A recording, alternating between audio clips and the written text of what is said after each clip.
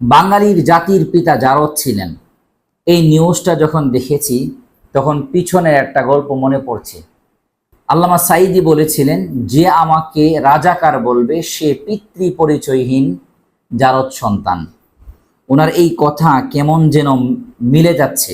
আপনারা প্রমাণ সহ দেখতে পারেন যে শেখ হাসিনা সংসদের মধ্যে বসে আছে, বর্ষাকালীন সময়ে একজন সাংসদ উনি শেখ মুজিবের আগের বংশ পরিচয় নিয়ে কথা বলছেন।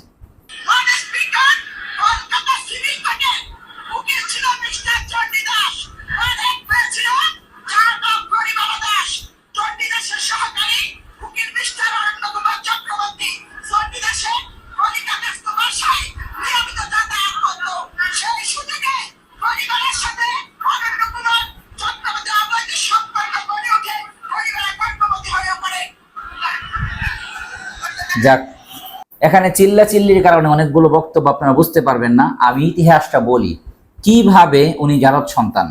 শেখ মুজিবের যে নানা ছিল, সেই নানা ছিল কলকাতার একজন উকিল। ওনার নাম ছিল চন্দ্রী দাস। ওনার একজন সহকারী ছিল, উকিলদের সাথে প্রায় সহকারী থাকে। ওনার যে সহকারী ছিল, ও সহকারীর নাম ছিল অরণ্য কুমার চক্রবর্তী। ওনার সহকারী চন্দ্রী দাস যে ওনার একজন মেয়ে ছিল, মেয়ের নাম ছিল গরিবালা দাস। কিন্তু অরণ্য কুমার চক্রবর্তী প্রায়ই ওনার বাসায় আসা যাওয়া করত। আসা যাওয়া করতে করতে ওনার মেয়ের সাথে একটা অবৈধ সম্পর্ক গড়ে ওঠে।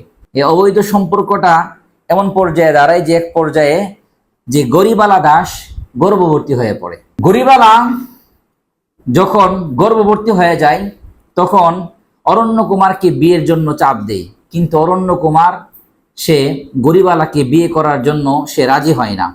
কিন্তু এটা করতে করতে গরিবালার ঘরের মাঝে একটা পুত্র সন্তান জন্মগ্রহণ করে। সেই পুত্র সন্তানের নাম হলো দেবদাস। পুত্র সন্তানের নাম হয় দেবদাস। দেবদাসের বয়স 3 বছর হয়ে যায়। এটা নিয়ে চন্দ্রী দাস সে অনেক চিন্তা ফিকিরে থাকে। তার মান সম্মান নিয়ে টানাটানি লাগে যে মেয়েকে বিয়ে ছাড়াই তার সন্তান হয়ে গেছে, সন্তানের বয়স 3 বছর হয়ে গেছে, এখনো পর্যন্ত মেনে নিচ্ছে না।